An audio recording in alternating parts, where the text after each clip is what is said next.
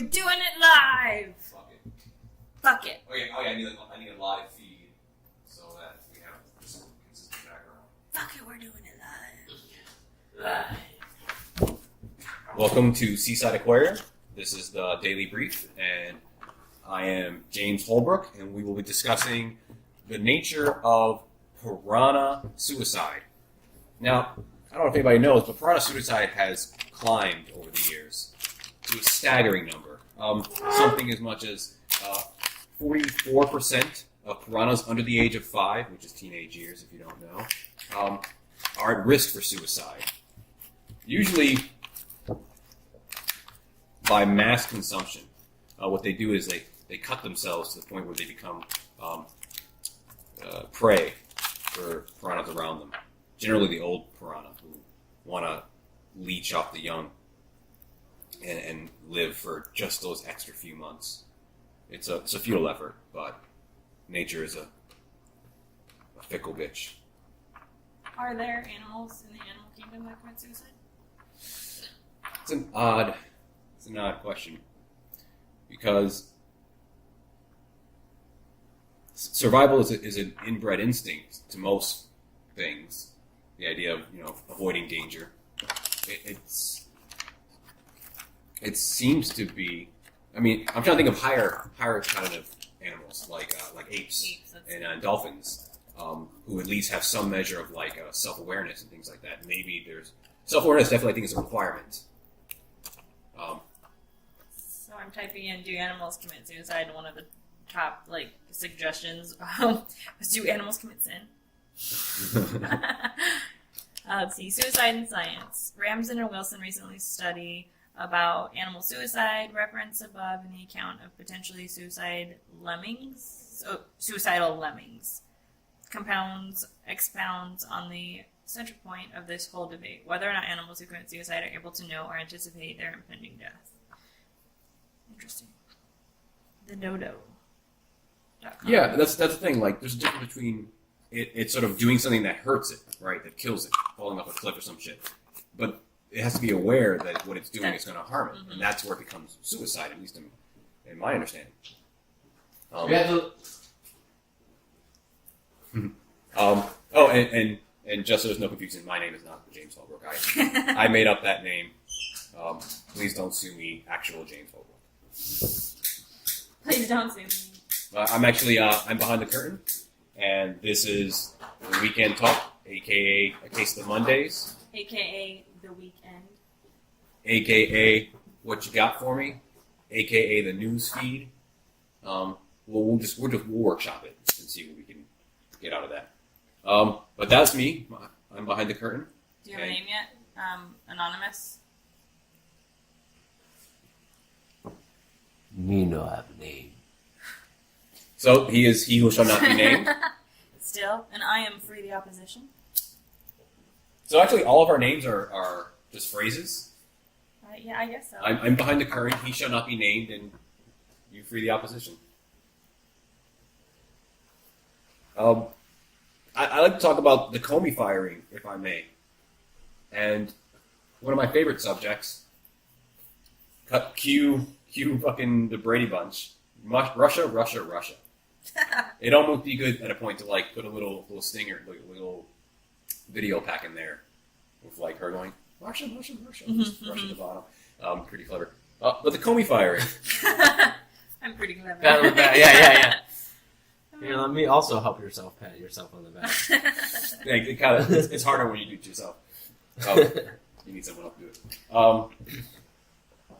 it. So what do you guys know of the Comey firing? And I can sit there and maybe elaborate at least what I know. So I've just skimmed the surface just so that I was aware of what was happening. I know that he got fired. I know that Donald Trump, put out a letter that vaguely stated why he fired him, but then it contradicted another letter that came out from the DOJ or I don't know if it's the DOJ. Somebody put out another letter that was said something else. So there's lots of misinformation about why he was actually fired. But I know people. I listened to who was it? shit, I'm so sorry, I can't remember the name. I listen to YouTuber. everybody. But I listened to a particular specific YouTuber who was talking about that maybe the issue, like he's not shocked that he got fired, it's just the timing is really weird because we thought he was going to fire him kind of right after everything happened, right when he became president, but he waited so long. I think it was Phil DeFranco was saying this. Yeah, no, if I may, that seems to be the general sort of consensus, even among sort of Republicans and right-wingers in general, except for sort of the hardcore Trumpians. Trumpians. Trumpkins? Trumpets? What do they call them? I like the trumpets. The trumpets? The Yeah, trumpets. because they're just loud and obnoxious. That's a good one. But, bias is showing. But yeah, that seems to be the general consensus is that, like, if this was about, because, okay, so the 3 letters that came out were from the president, Deputy Attorney General Rod Rosenstein, and the Attorney General Jeff Sessions, which is weird because Jeff Sessions recused himself from anything involving Russia or the Trump campaign. So it's just odd that he had an input, but I guess you can argue around this was not being related to any of that anyway.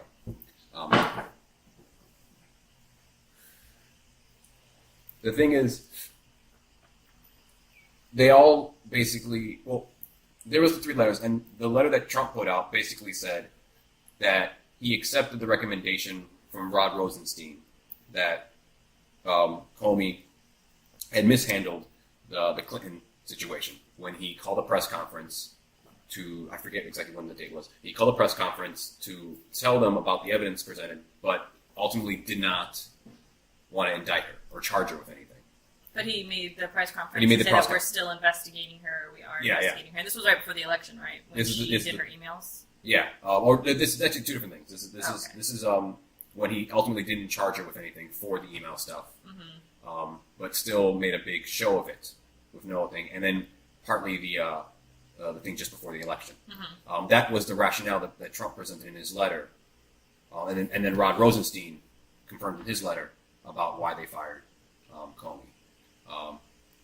And the best explanation is that they were waiting for Rod Rosenstein to be confirmed, which is about roughly 2-3 weeks ago, and now everything sort of got worked in. So that's their explanation of sort of the timing of the whole thing. Okay. Where it starts to get confusing is who ultimately sort of had a decision making thing. Like at one point they were saying it was all Rod Rosenstein, and off of his recommendation, Sean Spicer came out on Fox Business and said it was that. But then later on, Trump himself said to Lester Holt that he was thinking about firing Comey from the get, and that whether or not Rod Rosenstein recommended that he get fired, he was going to fire him anyway. Okay. It was going to be Trump's decision. So there was this like split in sort of who actually made the decision, where it all came from, and yeah, so it's not suspicious? So the timing is kind of just like, oh, well, we had a lot of stuff to do right in the first couple of days. He was already planning on firing him. So it's really not that big of a deal that he just fired him because it was already the plan anyways. yeah, if you take it sort of all of it on its face value. Okay, And- that's what the establishment's saying.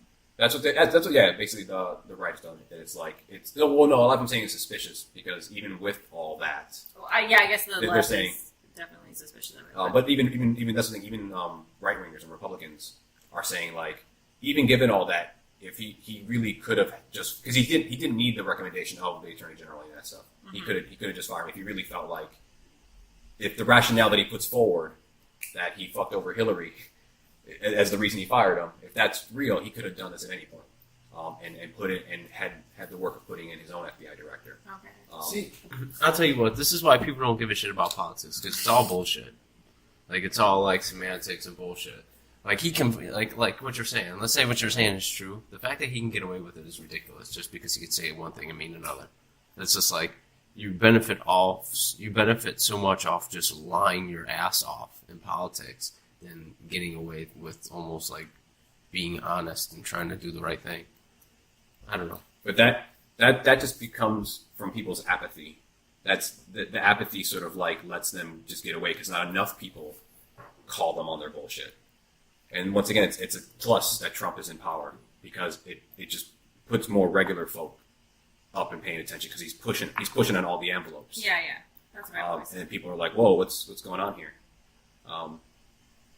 So the good hope is that people become more interested in politics, so that it doesn't become this weird thing that happens over here with people that don't give a shit about us. It becomes, how do we steer our country in the right direction? How we all get the things we want? That's what politics should be. Yeah, it's interesting. So one of the attorneys who I work with right after this happened, she came out and was like totally distressed that they had fired Comey. And she goes, now who's going to investigate the Russia issue? And she's like, the DOJ is not going to do it. The people can't do it, obviously. She's like, what other independent body is there to do it? Because obviously Comey's gone. I don't know why I keep calling him Comey. Comey, right? Comey. C-O-M-E-Y. Comey. Comma. James Comma. And so, I don't know.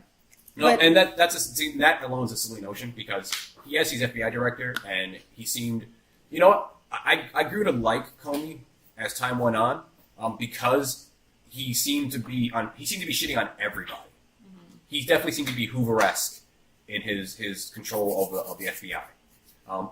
Nobody seemed to like him, but they all seemed to not like him for fucking when he shoved shit in their faces. You know what I mean? He was coming at everybody. He was coming at Bush. Mm-hmm. He was coming at Obama, and he was coming at Trump. Okay. And he just seems consistently like he has his own agenda.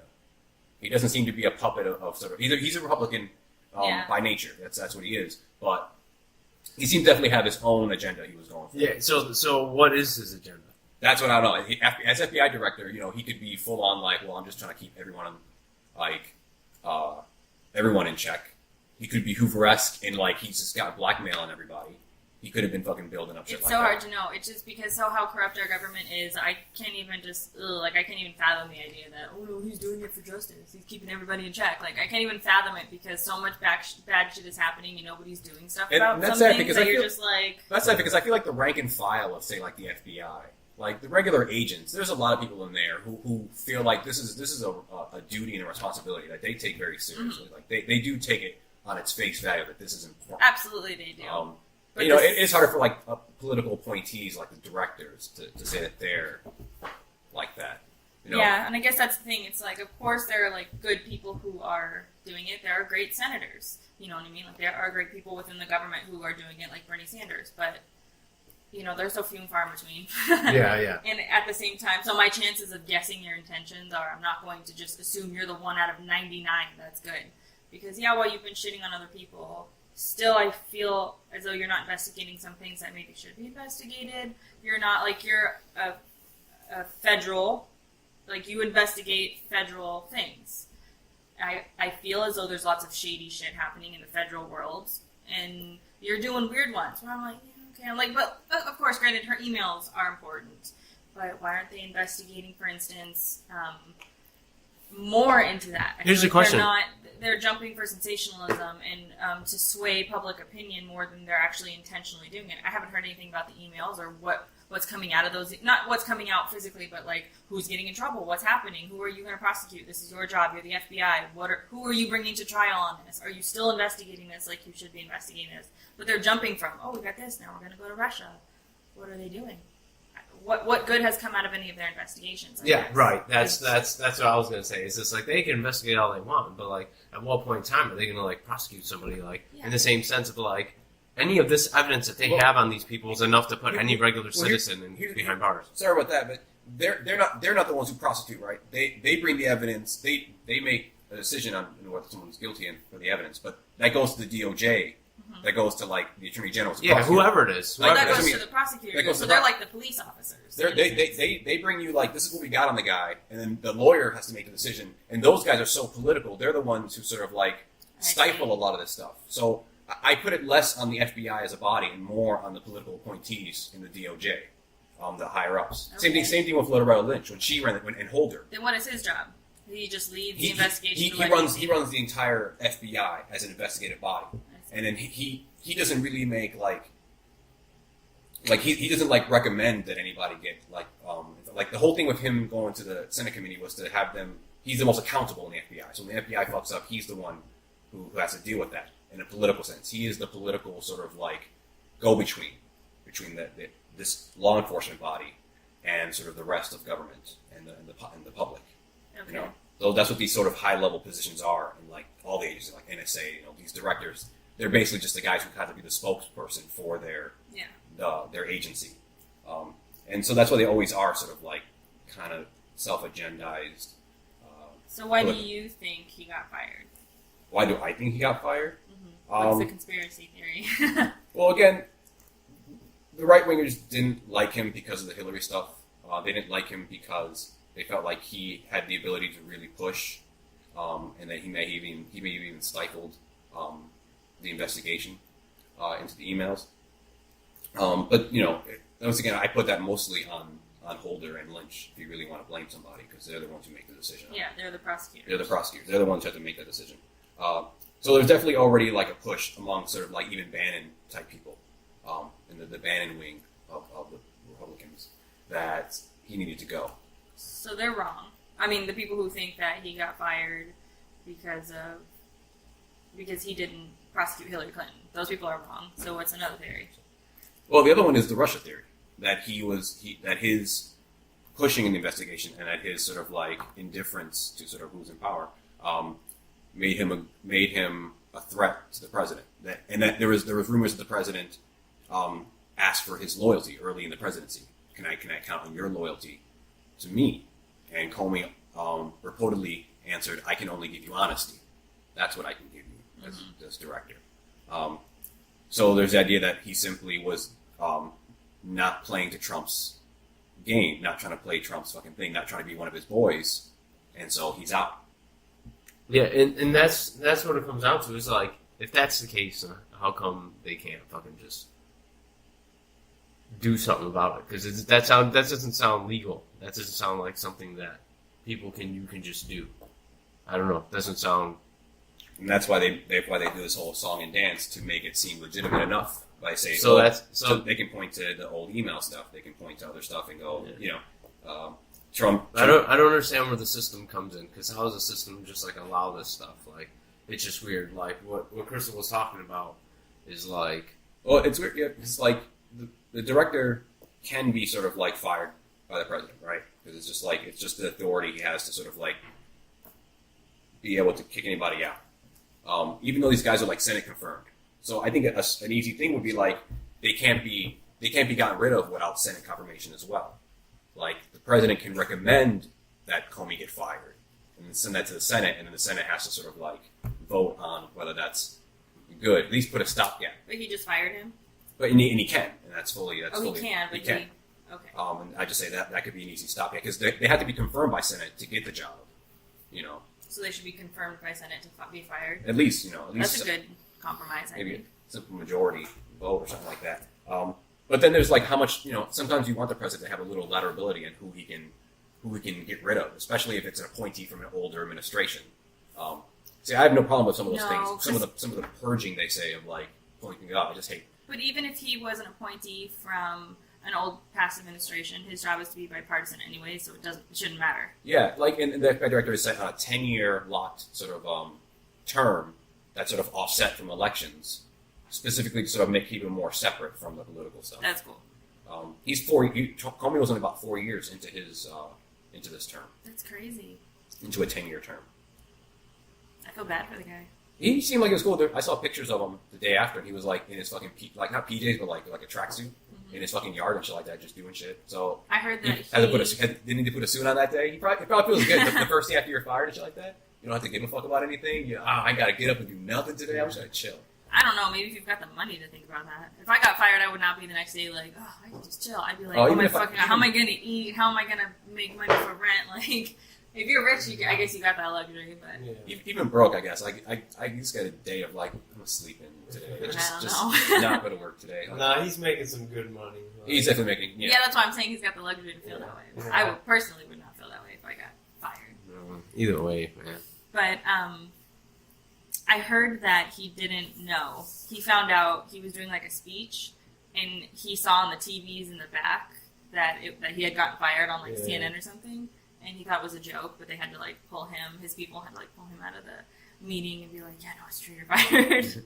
Yeah, it's funny. It's really funny. No, he laughed about it. He thought it was a prank at first. Yeah. That's why that's reportedly what I heard. and yet he was definitely out of town. One of the more rumory things that Trump waited till he was out of town so he can get into his office and ruffle through his shit. That's weird. Look through his computer, maybe copy some shit, maybe take some documents, and reportedly, it's pretty confirmed, but it wasn't. Trump sent one of his personal bodyguards to sent the letter to his office. Yeah. So not Secret Service, not like an aide, a fucking private security guy. Like this is the goddamn mafia in a sealed manila envelope. Like it sounds, and then he's threatening the guy over Twitter with some tapes. Like, it's so juvenile. That's what it is. What boss would ever do that to you? A mafia boss. Well, this is what's just outrageous continually on the Trump presidency. It's like, it's so outlandish. Why isn't anybody saying anything? It's like you're just looking around. Everybody's saying things. Yeah, but they're not doing anything. Like, I'm talking about, like, people are saying shit, but not the important people who could be doing shit about it. That is what it more was. Because they're the ones who really get the power to do something either are bought in or are waiting for like the political winds to blow their way. That's why the people who are underneath them then need to make their move. It needs to keep going. Someone needs to do something. There needs to be some. It can't always be up to the public to just be smashing shit to get appointed across to these people. And that's it's just like, they're like, all the political people are tippy-toeing around all these things and not to have us as people, like. But see, now's the time. Weird. Now's the time because they're misreading the political climate, right? They're sitting here waiting for people to waiting for the people to tell them what to do instead of actually reading the political climate and seeing what you need to be doing to be getting these people's attention. Let's correct that. Not so much as for them what to do, but how much they can be getting away with. So it's like they play on that line of how much they can like benefit from doing like kind of like this under backdoor deal shit. Yeah. And they're seeing how much they can get away with it, so they could throw these stupid one-liners at us to get them to move their pawn and chess pieces. And what's really telling about the Trump presidency in this point in time is that it's really shown how much the last 30 and 40 years, how much power has sort of like been accrued to like these government agencies, to the presidency, to the executive branch. How much little by little they've been chipping away at our rights, chipping away at our ability to check them. And then Trump is the only one who now has. While everyone else was sort of like sleepwalking us into our fucking cage, right? Trump's like kind of like an idiot. Just Trump was in like a fucking like a bull in a trumpet. He's like a just trumpet. loud and obnoxious. Yeah, and everyone's like, "Whoa, what the fuck? Hold on! I can't do anything about this. Wait, the president can have conflicts of interest, and there's no law against it. Wait, when did this happen?" And that's more what I meant in the fact that they're people who could be doing things like a Bernie Sanders. They're reading the political climate correctly. And if everybody started reading and this is why I'm like always shipping Justice Democrats, because Justice Democrats are reading the political climate correctly, and they're seeing, oh my gosh, people are seeing this. They're seeing that they can't do anything about it. Now they're looking for a candidate that's going to represent that. We need to jump on that. But here's my point. The reason why I brought that up was to your point, anyways. And they're able to do that with just these one-liners, and everyone's talking about him doing it. But no one's actually doing anything because of these one-liners. And it's just like, do we have to go out and, like, destroy something? Because our voice isn't doing anything. They already know what the people think, but they're just playing on how much they can get away with this backdoor shit. We already know it's bullshit. How much longer are we going to put up with this bullshit before we're like, fuck it, and somebody fucking dies or something like that? You know what I'm saying? I mean, that's why I have all my chips in Justice Democrats, because I think that's a way for people, like, that's giving people who are frustrated an outlet, in a sense. Yeah, I like that they're actually picking up candidates. Yeah, they just got one. They're actually picking up people to actually run. It's a female, isn't it? Yep. Yeah. Her name's like Patricia. Did you see her? She's from Vancouver. And I actually think it's a good sign that that the DNC has to like sort of tout around Bernie Sanders all the time. That they have to sit there and like kowtow to him in a lot of ways. That shows that they're being forced to listen. Yeah, they're being forced to evolve to this because, and not only that, but they're using those lines like, no, we want the Bernie's base supporters. Like, we want them. One of these, I forget her freaking name, but she was out there saying that. Like, we love the Bernie base. We want them to join our side. It's just them. They're just so crazy. They don't want to join us. No, that's not the and that's funny. That's not the feeling I get on Twitter from these people. Like, from this one chick, she was saying that. Because she doesn't represent a Bernie platform. So she doesn't want universal health care, but she's saying that she loves the Bernie base. She wants the Bernie base to be a part of us. But it's more that they're placating towards the Bernie base. They think that they could just sweet talk us into just following these Democrats around. Oh, if I just give them their sweet talking points, they'll love us, because our base, that's how we control our base, by just giving them the one-liners. But what I'm saying is that now the political climate is changing, and they're not adjusting to that, and they're going to lose. And that's why Justice Democrats, I feel, is a place for people to go who are upset, who do want to make a change, like, who do want to get involved. And now we have a platform that actually is screening all of these people for us and giving them to me so that I can vote for the change, so that they can actually make the change. Because like you said earlier, we can't really make the change. The only thing I can do is put... Big, organized political action. To put a representative of me in that system. And the more representatives of me that I can get in that system, the more I'm going to take over that system. So if I'm electing Justice Democrats that take a Bernie platform, that are trying to get money out of government, if I support that person, then I put that person in the Senate, and my voice is now in the Senate. And if I can get my voice and other people who think like me, who look like me. Oh, here we go. This is where it turns. I meant to say represent, and I was like, different word, and then I said look, but I meant who share the same platform as me. Then I have my voice times 20, times 30. You know what I mean? So Justice Democrats is such a great place so that we don't have to resort to what you're saying, violence. It doesn't have to get to that point. Like that's why I'm shilling them all the time. I don't even care. People think I'm outrageous. I'm a socialist, but I'm like, no, I'm serious. Like, go check them out. They're really important. But like, it's just sad to say that like when people start dying, that's when people actually start really giving a shit. No, yeah, I'm just hoping maybe not this time. Yeah, me too. And that's why I get into like to sort of pimp another one in that box is Wolfpack, because they specifically go after they want to change the Constitution to add an amendment to make money, to make sort of like elections publicly funded rather than privately funded to a degree, so that it doesn't get bought out, so politicians can't be bought out anymore. So you can't have $1 million thing instead of a pack. So everyone gets like 5-10 second commercials or some shit like that. You know, that makes sense. Like or like a voucher. Every voter gets like 30 credits, and you put it toward any guy you want. And you can pull that money and put it anywhere out throughout the entire election. But there's only like a set amount per voter, and it all becomes how many voters can you get your hands on versus how much money does any individual voter have. Yeah.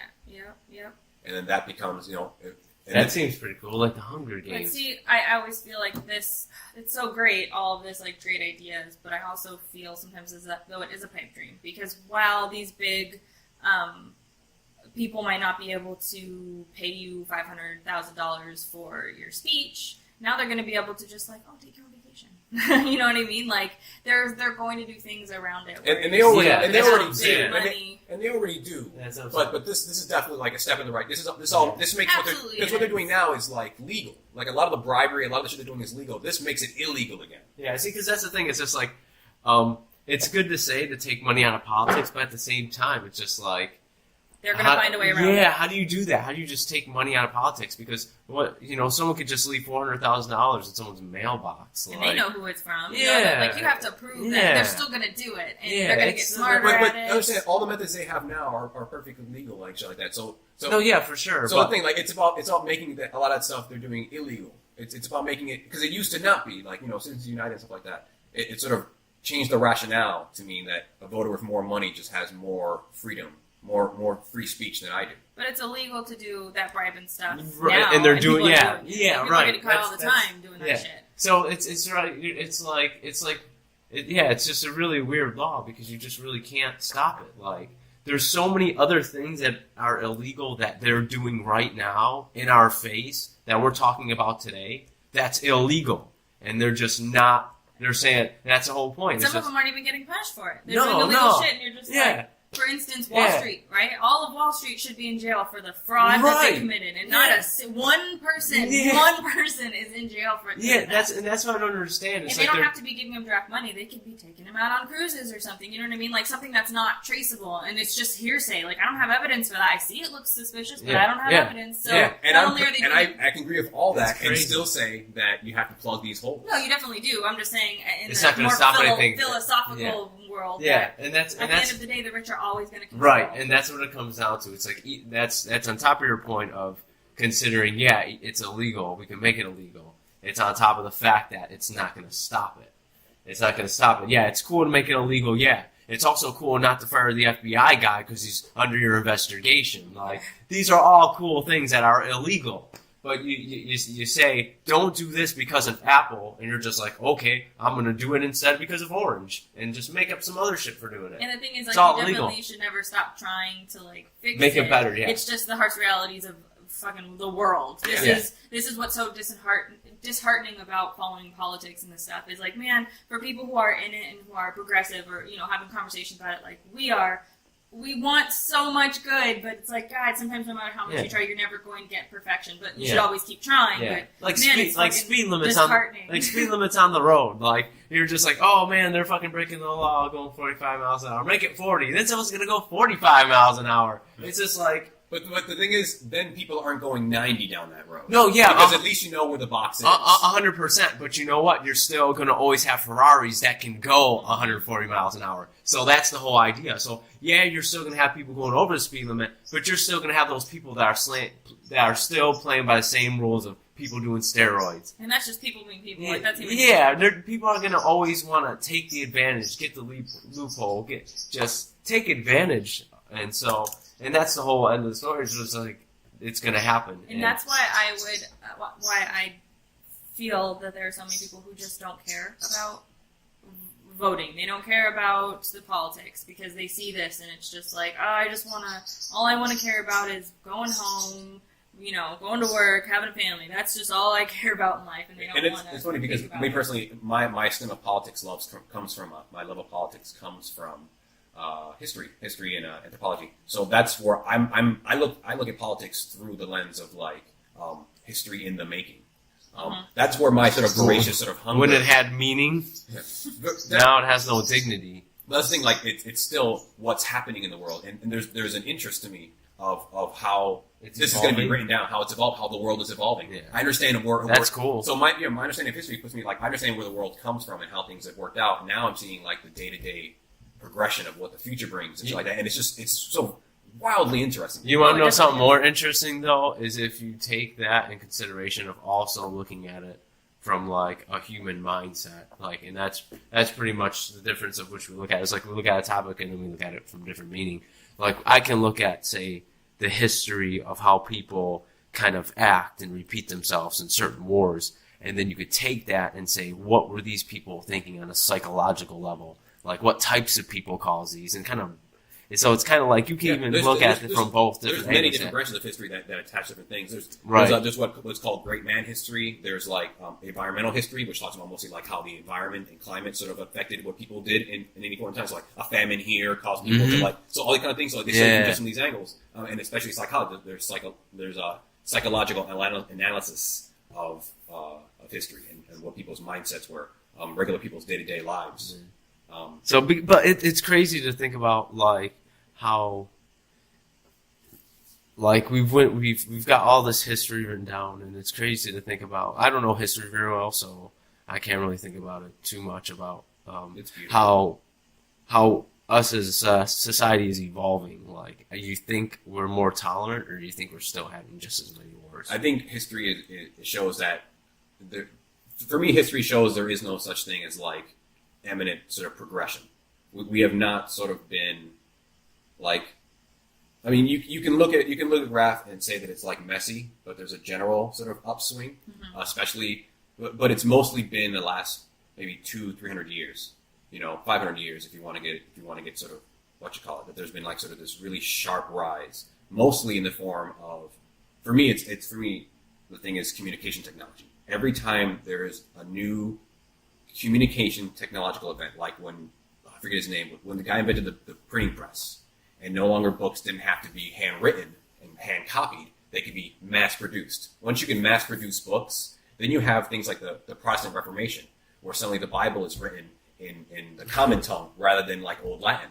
You have this whole revolution of democracy in people's eyes because people have more knowledge. More regular people have more knowledge because of books suddenly become a thing. People have more ability to ideas are able to cross borders more easily just from that sort of one invention, and that's when you get sort of the Industrial Revolution and shit like that. Not 100 years later, and then you have telephone in our age. All of those technological advances have a positive progression of overall society and our advancement. And I blame it mostly on communication technologies. When people are able to talk to each other, it allows more people to think on the same problems. Mm-hmm. It causes problems to be solved Mm-hmm. faster and in innovative ways. So do you think that we will ever be on a downswing, downward way from that as an entire human species, not just as like an American? I fear a massive loss of our ability to communicate with each other. Say, our reliance on modern technology could be disrupted in a lot of ways. There was I don't know if you guys know, there was a massive ransomware attack the last 2 days. What? Ransomware, it's where they take over your shit and you got to pay them money to get it back. And they attacked hospital systems in Europe. Who did this? Some group, they don't know yet. There's rumors, but What the fuck? it's called Warcry or WannaCry. It's called the WannaCry. Is it WannaCry? Is that the name of the strategic? That's the name of the sort of the attack. Okay, so yeah, strategic attack. Yeah. And this thing did a lot of things, but my general thing is that progression isn't sort of like an inevitability, and that's what my reading of history shows me. But communication, as long as there is like a measure of communication between people, there'll always be somewhere that people are still progressing. Like when Rome fell, it was mostly Western Rome, and all the knowledge and stuff just moved to the east and was kept up by Muslims in like the Turkish lands and the Byzantines and shit like that, until people in like the West in Italy went back and found all that old stuff and had the Renaissance, where they rediscovered all their old Greek and Roman roots, and got interested in that stuff again, and that sort of brought back this age of broke us out of this age of sort of superstition. But for like a long time, the West had completely sort of fallen back on much smaller sort of fiefdoms, mafia families, city-state control. So how do you think we would ever lose all mass communication and go back to those ages? Like nuclear? EMPs could do a lot of work. EMP fucking launches. Yeah, but if you had EMP launches... Or even like the loss of the strategic online system. Like say all the markets drop or something. You would have to do that for generations for that to have like if that happened now, people aren't just going to revert back to like... No, we're not going to start like wearing leather jackets. Yes. I don't think so. Hoarding gas. No, not in that sort of sense. If they're going to be working on rebuilding it right away, like it's not going to turn into utter fucking chaos. So you'd have to get rid of it. You would have to have some massive apocalyptic event, like a nuclear explosion, and there's like, I don't know, 1 million people left on the planet. I think in order for that to happen. And then there's the idea that progression isn't uniform across the planet. So there are places in the world that are utterly behind us. No, absolutely. And not even for their own That's fault. why you can't focus on individual. You have to focus on just like humanity as an entirety. You look at the highest on that rank, and then you look at the weakest link. And that's the middle.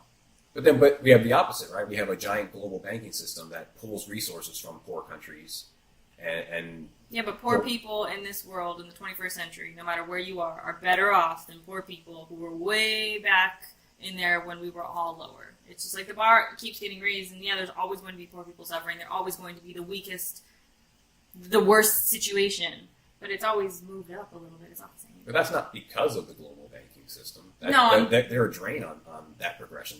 I'm saying, but the progression of humanity as a whole, without what's causing that person homelessness, global banking system or not, you have people you have to compare like a person in Sudan in their living situation compared to a person in the rich kids of fucking Instagram in America. Like those two people, and from those two people, like from a humanity standpoint, the middle of that is the median of how humanity is doing on the progressive spectrum. I guess maybe the definition of progressive might be two different things. Maybe you're talking about a different progressive than what I'm thinking of. I don't know. I guess I don't mean it in sort of the modern sort of social equality sort of progression. No, I don't. I do mean sort of generally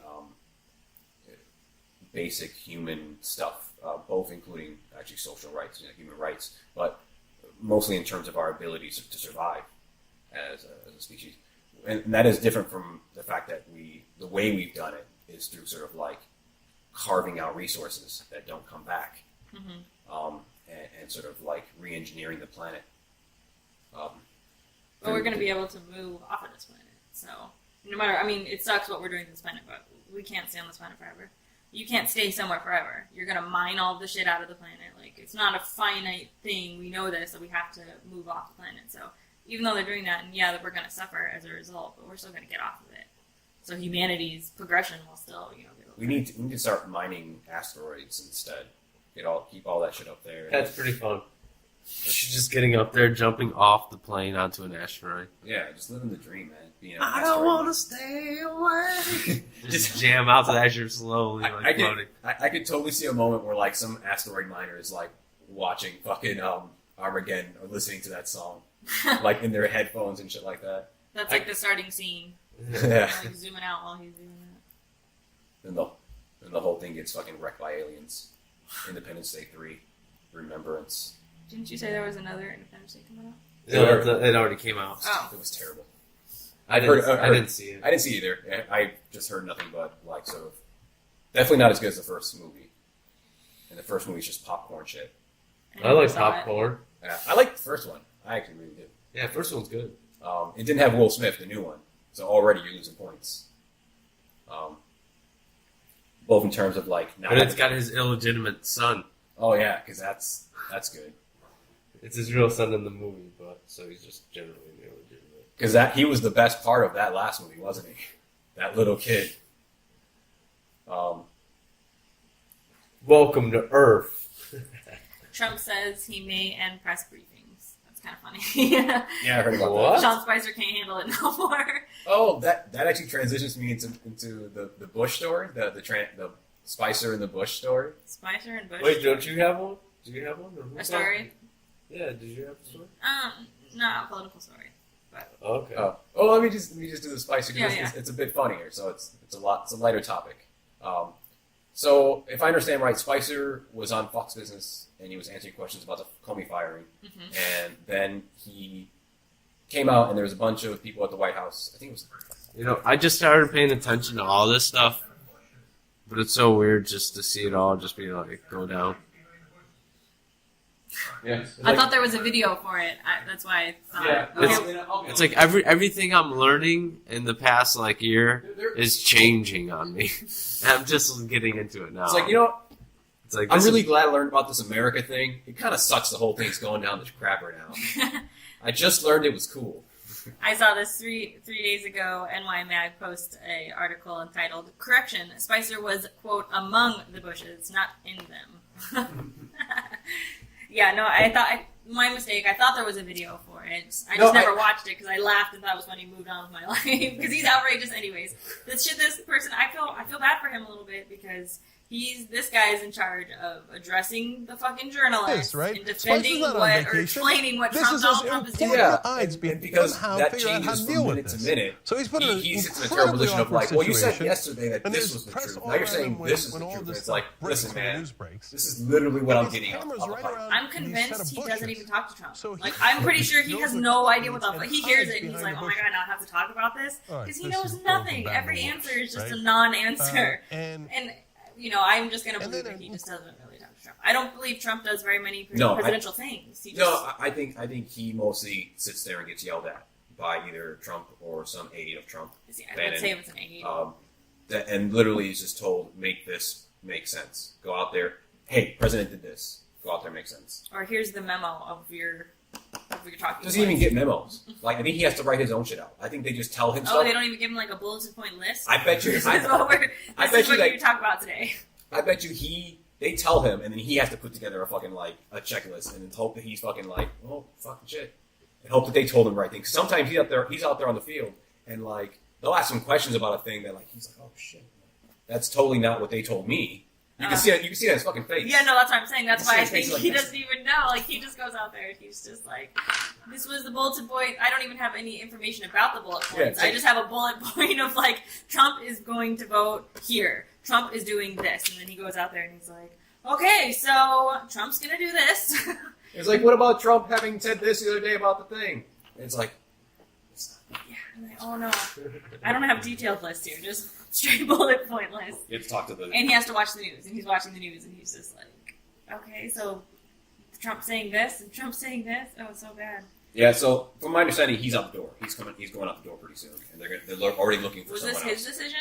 I bet you no. Maybe he's just too stressed out. He's like, I can't do this, and they're like, well, we'll find someone who can. He's like, then do it. He looks like he can't do this. It just looked like it was an argument that turned into fucking, I'm quitting. Well, he made those Holocaust remarks, and it's been kind of downhill since those remarks. Well, he was out of the picture for a little while. Like, yeah, that's what I'm saying. Like, he disappeared. So. He made those remarks, disappeared, was hiding in the bushes. Now he's no longer doing press briefings anymore. From last rumor I heard was that they were looking for a Fox host to be new press secretary. Oh, that's what we need. I say just give it to Huckabee. Give it to Sarah Huckabee and Kellyanne Conway. Give it to her. Yeah, it's funny. Oh, give it to the chick who won it at first. I forget her name. Oh my god, I keep forgetting her name. But she was pretty pissed that she couldn't be press secretary, and then they gave it to Spicer. It's like a game show now. See how long they last. So he made it 100-something days. Sean Spicer. Press secretary is a rough job. No, that's what I'm saying. I mean, it is. Going out there and having to lie and like obfuscate and omit and like constantly being called on it. It's but if you're doing it for like Obama, I'm sure you might appreciate your job a little bit more. But if you're doing it for fucking Trump, it's like even the hardest Trump supporter could be out there saying this stuff, but they're getting hounded by people who know their shit. Because, like you were saying earlier, more people are paying attention. So, and that means that now journalists are paying more attention and are wanting to be more credible, more sources, not fake more news. leaks. Exactly. So there's more shit happening. So now you're defending Trump. Like, I want a Trumpster to go out there and defend the shit, because you're going to get called out on it and you're going to have no answers for it and you're going to have to start questioning your followers. So good. It should be a game. We should take bets on how long the next one's going to last. Or I want to see. I don't think fire pool. He's going to have one every 6 months. Did you see that fucking Simpsons Halloween thing? I saw a little bit of it in the beginning. They had Sean Spicer hanging from a fucking noose with "I quit" on his fucking. That's true, though. That's true. That's what I'm saying. Kellyanne Conway like. I feel bad for this guy every time I saw him. He's like. He looks stressed out. He looks like having a heart attack on stage every time. But I enjoy him. Like, I'm going to miss him because he's kind of charming and the kind of oh, you're so cute. Good job, nice try. You know what? I'm sure he's a nice guy.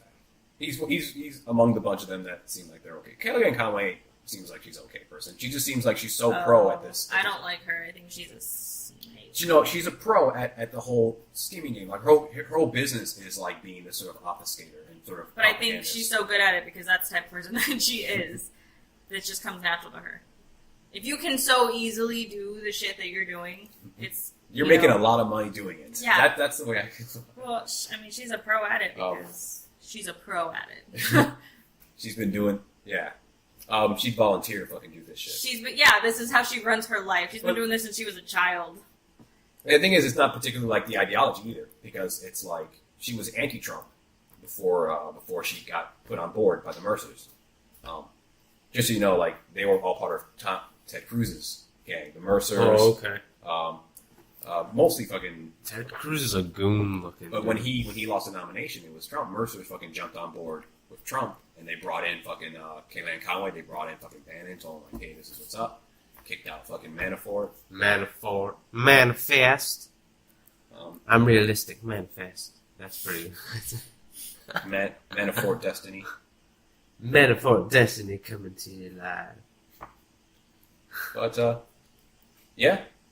You guys got anything? I got one more thing, but it's the. I got one. The fluff story. What is the chances? This is gonna be a short one. What is the chances of unicorns actually being real in North Korea? I think it's a 100% chance that they're real. Okay. Because from what I understand, it's near impossible to even get good intelligence out of North Korea. Yeah, that's what I'm saying. And now number two. Okay, second one. Imagine if we actually were the crazy ones compared to North Korea. We've actually been brainwashed. Well, we are. No, brainwashed to the extent of North Korea being correct what they're saying about us. Some of their propaganda is correct. All of it. Okay, then no. Not all of it's correct. I've actually watched some anti-American North Korea propaganda, and it's pretty much talking about neoliberalism and the banking system and shit like that. So they're not off. They're just painting it as, and they paint Americans as stupid, and they show videos of like Black Friday and people fucking trampling each other for fucking stuff. And this is their sort of propaganda against like capitalism and sort of like democracy and all that That's shit. funny as shit. Right? You sit there, you watch it, and you go, no, that's not too far off. We should watch some North Korean propaganda. But they're also they also do have flat out just lies. Yeah, they have flat out lies, and what their answer is obviously is absolutely wrong. That's funny though. They have some truths. People on Black Friday freaking the fuck out. Yeah, and That's only like a select few people know what they're about to. They're not freaking out like that. Yeah. right, no. but then you show that in the whole propaganda video of all this different stuff, and you go and you tell them this is America, this is what America is, and they want to shove this in your face. And I mean, that's what we do with everything. That's what we do with Muslims right now. Yeah. Oh, these just few Muslims that are extreme terrorists, those are all of the Muslims. Like, there's lots of Muslims in the world. That's just a select few. That's like a couple million across like fucking. But it's nice to experience it, I guess. To experience like a culture that hates you because we trample. Because a select few people do some crazy fucking things. It's nice to be humbled by that, I guess. If only like, the rednecks who need to be humbled by this were actually humbled by this. Yeah, I don't understand like the switch between like you can love your country and understand that we do fucked up shit. Yeah, nobody's perfect. We're not the good guys all the time. People Like there is aren't no perfect. such. So why would your country be perfect? And fuck the intent. Like we intend to do good. Like no, we fucking don't have the time. God damn. We Yeah. didn't go into Iraq with good intentions. No. Condoleezza Rice just came out recently, saying that like we went into Iraq to fucking get rid of Saddam, not to bring democracy or any of that shit. No. We don't go anywhere with good intentions. We didn't go to Syria with good intentions. We don't. If you're in the Middle East, we're not over there for good intentions. You want your stuff. We want your oil. Get the fuck out of the way. You want your shit. Yeah. And Saudi Arabia, they made a deal back in like the 30s and 40s that like, well, you know what, if you help us get rid of Iran, we'll help you get all the oil. And, maybe it was a necessary evil when our entire country could only run on oil, but now that we're well aware that we do not need this, the fact that we keep doing it makes us evil.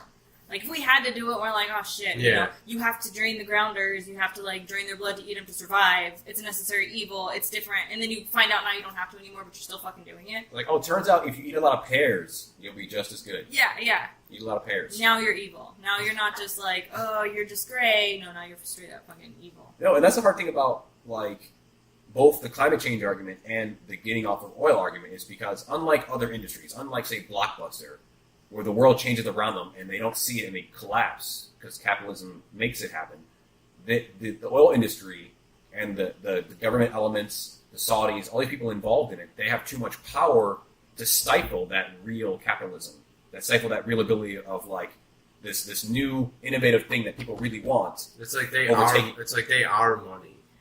And that's what pisses me off And they about are. these. They are the most powerful industry. Yeah, and that's what pisses me off about people who want just the free market to regulate the free market. It's like, you don't even have a free market right here. The people you're advocating for to have zero regulations and just to be, 100% unregulated by the government, you're allowing them to do shit that they're being unregulated for now. Like, they're selling Ivanka Trump's wear, even though it's the individual retailers who are doing this. They're selling Ivanka Trump wear underneath a different name so that I'm blindly supporting this fucking cause that I don't want to support. Yeah. That is not... You can't run a free market when you're stifling the free market. That's what a lot of the small government argument is. Small government means weak government, a government that can't oversight corporations. Mm-hmm. So when a lot of people say small government, what they really mean is a government that can't control corporations. And then so they still use government legitimacy. They still get the right licensing. They still get all the legitimate things the government gives them, but they get none of the oversight. Mm-hmm. And that's a lot of the sort of scam that's being pulled on fucking right-wingers about when they hear small government, which sounds good on the face of it. Mm-hmm. Government out of my life so much. Yeah, but it's an advocacy for the corporations, not for them. Do they get a benefit from it? Yeah, sure. But we need to think about the bigger picture, that it's not about just you. You need to see what the consequences are for you doing things like that. Yeah, and this is the same argument I have with, we shouldn't tax billionaires more just because they're more successful. It's just like, yeah, but we need to see the bigger picture. It's not just this individual's freedom to have their all of their money. It's a bigger issue. Wealth inequality is a bigger issue. That person doesn't need $1 trillion. And why are they successful? Because a lot of their stuff is built off the back of public support. Yeah. They're on public roads. They use innovations that have been developed through public financing. And they're as rich as they are. They have $1 trillion because they're undercutting their actual workers and not paying them as much. They're forcing them to go on social programs. Like Walmart's a big person who does that. They're not hiring full-time workers, so they don't have to give them insurance benefits and things like that. So, no, and you don't need $1 trillion. Like, and my dad's argument to that was like, who are you to say how much money somebody needs? Like, I'm not saying it's just the idea.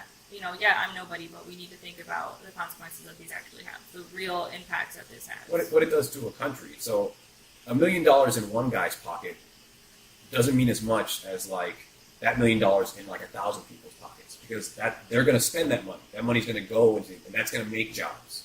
People spending money is what makes jobs. One dude with $1 million doesn't trickle down. Doesn't trickle down because he sits on it. He invests it. He puts it in something else to make more money. And it ends up never getting into the hands of regular people. And we can all acknowledge, no matter what spectrum or what part of the spectrum you fall on, the political spectrum, we can all acknowledge that wealthy elites are a problem. Like, wealthy elites control our government. No matter if it's a small government, no matter if it's a big government, they're controlling it. Yeah, whether you agree that it's okay that they're wealthy elites. To a degree, I'm fine with like the idea of successful people having lots of money. That's not my problem. Yeah. My problem is their influence on our government. Yeah, and that's exactly it. You know that they're bad. So, and not only that, but you want to give them better abilities to be unregulated with what the fuck that they do with their money.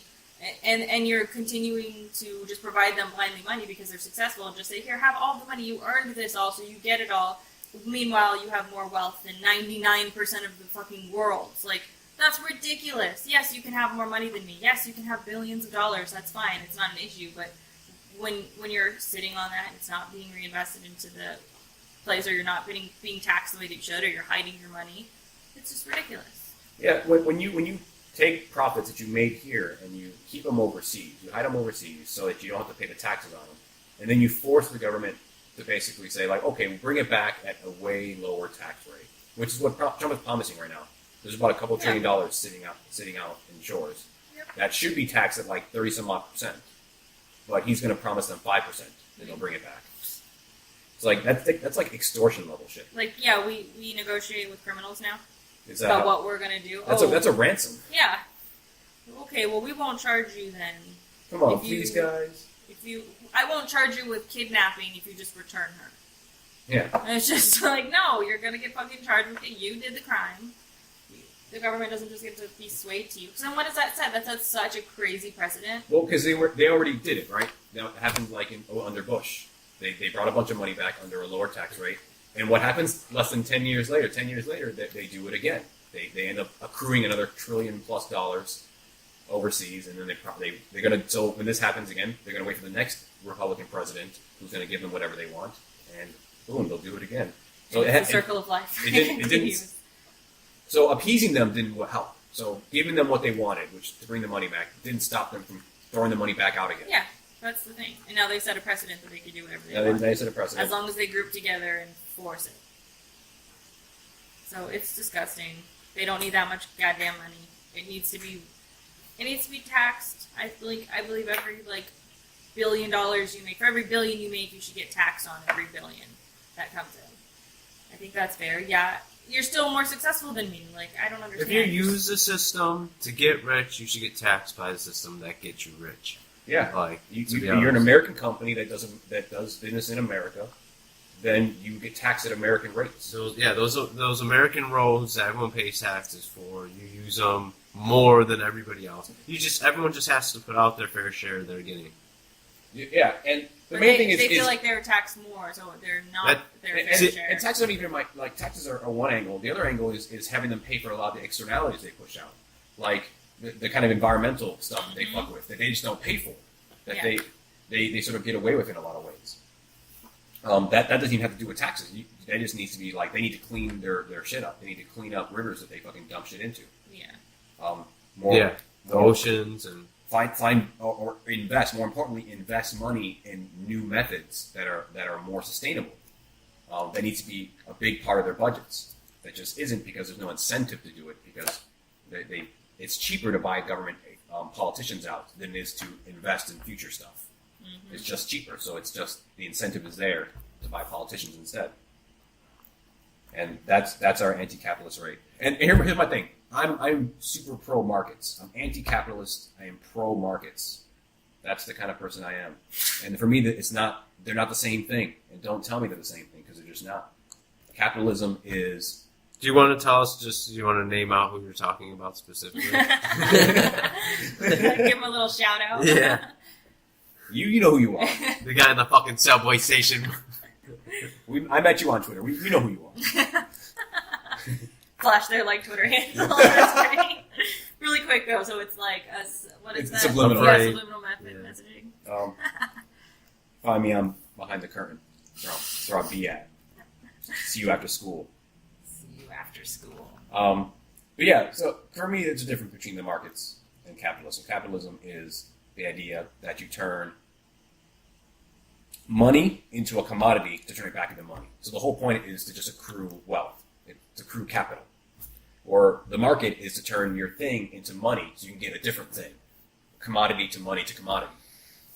And those are just fundamentally different processes. Fundamentally different incentives are there. Mm-hmm. And so for me, the market is not the same thing as capitalism. Capitalism is a parasite on the market. And maybe that's a more nuanced view than maybe hardcore socialists or libertarians wanna fucking admit to. Or fuck them both. Fuck them all. I'm that new school shit. Nickel. So, I mean, I feel like I've been sort of dominating this a little bit. That's cool. I have one more thing, and it's the cute one. Wait, let me do mine first. Absolutely. We'll just go around in circles. Would you guys consider yourself evolutionists? And what is that? Yeah, I was going to say, describe that. Give me a quick definition here. Describe. So I feel like gut feeling is yes. Yeah, I know. Because what's the opposite of that? An evolutionist is a person who believes in the theories of evolution and natural selection. Okay, yeah. Because the thing is there's a difference between evolution and ambiogenesis, which people who are, say, really religious sort of want to jump right to ambiogenesis. Ambiogenesis is how life was created, versus evolution, which is now that life is being created, how has it changed and evolved over years. Mm-hmm. That in and of itself has been sort of solidly sort of handled. Yeah. Evolution, how it works and what it does and blah, blah, blah. So, man behind the curtain says he's an evolutionist. Anonymous. Yeah, I would say so. Okay. I would say so. I feel like I'm in a gotcha question, though. Yeah, it seems like a pretty simple term. Seems pretty it's not vague. a gotcha question. I'm just going to describe what Mr. Ken Ham thinks about you guys. Oh, Ken Ham. I know who this is. So, Ken Ham is a creationist, and he tweeted... There's the twist. There's the twist. It's an insult. Yeah, it is. He tweeted the other day, most evolutionists don't really know why they believe what they do. They just regurgitate what they were indoctrinated in at school. That's what he thinks about you guys. Do you think that you I am not indoctrinated? I am not indoctrinated because a lot of the stuff that I was told is either been proven wrong, and I believe that now, or I just never believed some things to begin with. So, but as far as evolution goes, it makes sense. I could see it. We use it all the time, so it makes sense that it's real. Some people get real butthurt about it, and they believe that just because evolution and natural selection exist, they think it's a total opposite against their God. If there is a God, it can exist. God can create and then allow for evolution. So that's where I feel creationists get real touchy. They think one can't exist without the other. But either or, I believe evolution exists. That's such a pretty concise feeling on the matter. That their main fear is that it sort of contradicts the 6,000 year timeline, which in itself, my understanding of history is that it's a made up thing anyway. It was a random priest during the Renaissance or Middle Ages that sort of just added up the numbers of all the different begots. This guy begot this guy, lived this long, begot this guy, and then came up with the number, and that sort of became the standard. So that's if you take the whole thing literal. I mean, it definitely doesn't disprove the existence of their God, but it definitely invalidates the truthfulness of their Bible, like the literal truths of their Bible. So I think that's absolutely their issue. with evolution. Yeah, and again, it's separate from embryogenesis, which is how life was created and shit like that. Yeah, that's the thing. Because obviously their answer to that is God, which in evolution, God could have existed. Yeah, and the thing is, like, that fits in the box. Like, evolution can totally exist in a world where a God exists and whatnot, right? He could have, perfectly fine. He could have made all of these rules of physics, all of these rules of biology. He most definitely could have written those into the code. Yeah. You know, at this point, you still can only play the God of the gaps with this whole thing. Like, every time. That's what makes him feel so good about it. Like, yeah, you still have sort of blank spaces in our knowledge that you can go, well, there's God right there. Right. Yeah. And you know, that's a fine comfort for anybody. Yeah. Mm-hmm. Feels real nice and warm and toasty inside. So you'll find the more progressive one is sort of like able to shift to like, yeah, evolution's real, you know, but it was intelligently designed. Look how good it is. Yeah, but you can't apply that to the Bible as literal truth. That's why I don't believe in this like progressive Christian. If you're a Christian, if you're still believing that the Bible is the literal word of God, then you can't like look at me and tell me that you believe in. Oh, I'm a progressive Christian. I believe in science. Well, no, you don't. If I were to define a Christian in its sort of like best sense, would be a follower of Christ, one who follows the words of Christ. That means you specifically only listen to what Jesus said and what he preached in his sermons in the New Testament, and you would almost want to or need to actually discount the rest. And that's all the Old Testament. That's all the crazy stuff with the killing of your own kids and the fucking no eating shellfish and the bashing gays in the head. Because Jesus didn't say any of that shit. Jesus. It's funny because I'm an agnostic. What did he say? What did Jesus say? He said it, boy. He said. What did Jesus say, young man? He said, you know, blessed are the meek, for they'll inherit the earth. Okay. Woe to the rich, for they will lose stuff. Yeah, they Because will. Jesus was a radical. He was like, help poor people, fuck the rich. Mm-hmm. You got to pay your way. You know what I mean? Fuck using God's name to sort of hide your bullshit behind. You know, he wasn't even pro churches. Jesus didn't say anything about setting up a church. So those who He wanted personal relationships between you and God. So you define Christ or Christians as those who follow the word of Christ. Like for me, like that's the no true Scotsman sort of argument. But like, yeah, for me, if you want to be a real Christian, you sort of like follow the words of Christ. Yeah, that's wherever that leads you. But that is definitely not the average Christian. No, that's not the American evangelical. The American evangelical is an entirely different creature altogether. Well, I mean, that's none of what I would consider under the Christian wing, and that includes Catholics. That includes all of those evangelicals. Like you're all one of the same. You're under the Christian religion, however that manifests itself. Just like Muslim, you're under a Muslim religion, no matter what sect you're manifesting that out of. But yeah, I would say that the average Christian, wherever they are not. They're not like philosophers who just follow the word of Christ. Because if you were, then you wouldn't be a Christian, in my opinion. You would be somebody who just follows a philosopher or a teacher, or like a Buddhist. You're not like. Well, no, you have to believe that he's like the son of God and all that stuff, blah blah. But if you want to be magical about it, I think like for me, for example, I actually like for me, Jesus is like Gandhi, is like the Buddha. Yeah. He's like these historical figures who did cool shit and had cool shit to say. And so I use them as models for like this is what a good person should be like. So I would say in a lot of ways I am Christian, at least in my definition of it. Someone who believes, you know, I want to take that word back. No. I want to take that word it's back. pretty tainted. You can't walk away. Damn. I was raised Catholic, but my mom wasn't too about like shoving it in my face or anything like that. So I was able to sort of not be indoctrinized into it. And like I said, now I'm agnostic because I'm just too much. How's the word? I'm too much of an inductive reasoner to like fucking just jump to the conclusion that there is no magic or anything like that. I just haven't seen anything of the sort in my experience. I've seen weird shit, unexplainable shit, but that doesn't give me. But nothing that could ever turn water into wine. Yeah, nothing like fucking. That's magic right there. Yeah. Just like, I wonder how that works. Parting the seas. I still don't know how some, like, you know, Las Vegas fucking magic guys fucking do their tricks. Doesn't mean that it's magic. I just don't know what the fuck they're doing. I don't get it. So that I'm an agnostic for that because I can't be hardline enough. No, and I think if you're hardline atheism, you're just as bad as the fucking as the fundamentalist religious person, because you're saying 100% truth without really having 100% of the evidence behind it.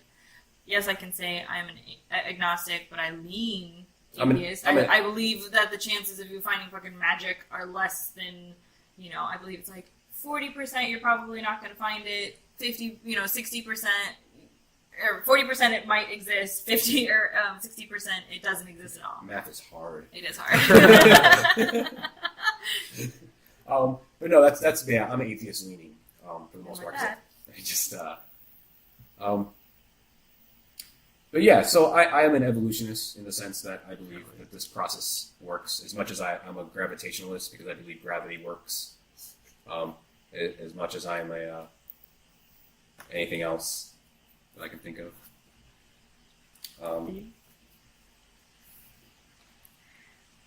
Yeah, it's interesting. I don't know. I still couldn't ever. Don't try to take that word back because it's so gross in my mind that I can't be like, oh, you're a Christian, and then I have all these preconceived notions about what you believe in. It's just be like, oh no, I just follow him like I follow Buddha. You know what? That's such a mindfuck. I don't even understand. I'm gonna start a new religion that creates a trinity of Gandhi, Buddha, Jesus, right? And there's no magic involved. You just gotta worship and follow the ideals that they put forward. But were there stories written about Gandhi or Buddha where they did yes. inhuman things? They did magical stuff, yeah. Buddha, I don't know about Gandhi. Gandhi was more modern than those guys. Buddha definitely did magical stuff. He did. I don't know about curing people and stuff like that. Did he part seas? He didn't part seas, but that's Moses. Did he turn water into wine? I'm sorry. Did he turn water into wine? No. And that's the thing. That's the difference between the sort of apocryphal stories of Jesus, the ones that didn't end up in the official Bible by the Council of Mycenae, First and Second Council of Mycenae. I think that's right. Because what they wanted to do in those stories, if you see very carefully, that they wanted to deify the shit out of Jesus. They wanted to separate any kind of humanity, any kind of imperfections, flaws of a human out of Jesus and make him a very much deified figure. And that's why they cut out so much of his life. Mm-hmm. They cut out the years of his life where he was learning the important stuff. They didn't start his ministry until he was 33. Until he was already had sort of hammered down what he felt like life was about. After he traveled the world and such. Mm-hmm. And they felt we don't need to see how he came to that answer. We just need to see the answer. And that he died for our sins. And, that's all that good stuff. We just need to see the good stuff. So we give him the magical birth. You don't even need the magical birth, right? If he's born from a regular household and he just gets chosen by God, that's still... It's so much more believable, though. It's so much more of a better story that he came from such a clean womb. Yeah. You know what I'm saying? He came from the virginity of a woman. And that's what you have to buy into the Trinity, that he is literally of God, that he is just a part of God, that he sent down as a covenant, a new covenant for us. It's like this bitch has got the cleanest, vagina ever. And it's women should look at the Bible as sexist. Just cause she never had no penis in her, she's better than me? And same thing goes with Jesus. If we're all the children of Jesus, what makes Jesus Christ any more special?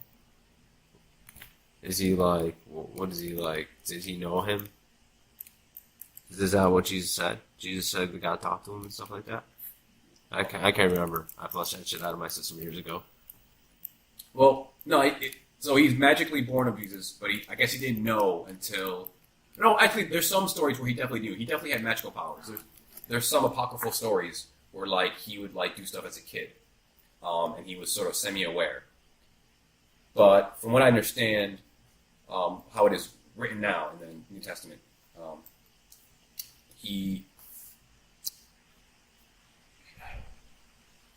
I'm losing it here. I'm losing my cred here. Your Christian cred. I'm losing my historian cred. If I'm remembering right, Jesus definitely was awoken to being sort of finding out that that's what he was meant here to do. He came here to die for our sins. That happened. That was told to him by God, mm-hmm. and he could have fought it. And there's a thing called the last temptation of Christ. That sounds like a porno. That's during the crucifixion. That's during the crucifixion, where at his last moments, Lucifer came into Jesus' mind and showed him a vision of what he could be, the sort of king and the world empire he could create if he just sort of like denounced God and all the earthly pleasures that the guy can give him. And of course, in his last minutes, dying on the cross, Jesus said, "Fuck that, bro. I'm ready for something bigger than that." And then he accepted. You go, boy. So yeah, Jesus Christ for life. So- Slay the gays. Take them all. Harpoon them. no, not Jesus. Oh, wrong channel. Okay. Oh, sorry. Jesus was the guy who like washed the feet of hookers because everyone is precious. Or maybe because he was trying to get free samples. Yeah. Wow. You Why'd don't- you look at me like that when you said it? I don't know. It's getting real in here. What kind of free samples you giving out? Let me wash your feet. That comes to like another random thing about Mary Magdalene and how She might have been a hoe. I was so into that when I was. well, there's three Younger. Marys. There's saying the hooker and Mary Magdalene were two different people. No. And his mom. That it wasn't the same person. It was just they were two separate stories. Yeah, no, But- I don't believe it. I totally believe She it. was a hooker. I don't believe she was. I think the hooker story is it's just a random hooker story, and I think Mary Magdalene is one of his apostles that got scrubbed out. I think it was his wife for sure. Whether she was a. Yeah. Yeah, I thought they were lovers. I thought they were definitely lovers. I'm thinking she was an apostle that they scrubbed out in the Council of Mycenae versus that random hooker. No, I think she was his wife. Because he was Jewish. He was expected to have a wife. Yeah, it's fine. It's His wife. They married. Yeah. They had a kid. Yeah. but I just don't think she was. The Masons I don't think she was the are hooker. protecting the fact that Christ had a kid. Oh, I see what you're saying. Yeah. I mean, shit. She ran away. This is what the entire Da Vinci Code is about. Look it up. Look up the Council of Mycenae, and specifically to like bloodline or Jesus scrubbing stuff. What? The Council of Mycenae. Some- Jesus blood scrubbing stuff. No, the internet won't understand. It's stupid. Jesus bloodline. bloodline? Yeah. I just feel like we'll get conspiracy shit, and it'll be hard to sort of parse out. I don't know how to spell Yeah, Mycenae. It's not that would like. That's one of those moments where I would be right by saying 99% of the stuff on the internet's bullshit. Here's Bible.org. Yeah, They're that- saying, That'll give us the best answer. hold please. Yeah, no, basically, it's just saying that his bloodline would only exist if he slept with Mary Magdalene and she had a baby. And she ran off. She ran off to France and hid in a monastery. And that's what the Holy Grail is. And so that's the Holy Grail is the Jesus bloodline. Did you guys watch? I watched The Da Vinci Code? Yeah, I watched the Da Vinci Yeah, Code. I I watched watched them. The third one came out. Did y'all read the books? No. Well, Did that's what it you? goes. I read the first one. Did you like it? I did. That's why I was really into the Masons and Mary Magdalene. Like, I sat through a lot of... This is what I did when YouTube was getting really popular. I was, like, watching this random shit. So I'm, like, behind the times with YouTube, like, being channels and stuff. So I didn't spend a whole lot of time doing that. It was, like, investigating into the conspiracy theory that is Mary Magdalene. Interesting. You guys ever watch Dragon Ball? No. What kind of Dragon Ball? Like, the Khaleesi Dragon Balls? No, those are dragon eggs, and they've been hatched for years now. Don't distract. No. I didn't really like anime growing up because I wasn't liking the whole like mouth movement and shit like that. It was just too cartoony and random. So, like for example, Dragon Ball, the original Dragon Ball, I thought that shit was stupid. And yeah, I never watched the original Dragon Ball when he was like a little kid. yeah, I picked up on it at Dragon Ball Z when he was that was already- cooler. when he was already like a 20-something, Yeah. and like his brother came down, like beat the shit out of him and kidnapped his son. Dragon Ball was corny though. I thought I didn't watch it. It might not be corny, but as a kid when it came out, I thought it was corny. I was watching X-Men. You're watching X-Men, and then you see Dragon Ball, and you're like, nah. You know what I'm saying? And it's funny because for me, it was X-Men and Dragon Ball Z, where it's like, this is like different, but like in the box of fucking cool shit to watch. So there was Dragon Ball Z, and that was like a fun sort of 90s action show. It was one of my first big show in anime. Before I got fucking like really into anime and I started seeing like the good stuff. Mm-hmm. Like for me, Dragon Ball is like nostalgic as fuck. And so when they brought back the show in 2014, they did some like straight to DVD movies that were like nice and big production, the animation looked good and shit like that, and it got people popular. And actually the fight was pretty good. The whole thing was kind of pretty good. And then they brought the show back as Dragon Ball Super. And the thing that sucked at first was that they rehashed the two made-for-TV or made-for-straight-to-DVD movies they did into the show. So the first two arcs of the show were just those two things rehashed. So I didn't watch it. And then I went back later on and watched it, but I didn't watch it when it first fucking came out. Then they had some new stuff, finally. And it had this really cool arc with like time travel and this one dude's son. The one you saw the ending to, where he cut that one guy in half. It's when I saw that arc that I really started going like, okay, this isn't just like trying to be nostalgic bullshit and like call upon like my feelings of like watching the show in the past. This is good. This is actually pretty fun, and people are getting fought and stuff like that. But it's weird for me because Dragon Ball Super is just not like the best anime. It really isn't. Like it's just sort of okay, but I like all these characters, so it's like kind of fun being with them. Yeah, but it sucks. Is what you're saying. It doesn't suck. It's just not as good. It's just okay. No, it's actually quite good. It's quite good. It's surprisingly how it's good.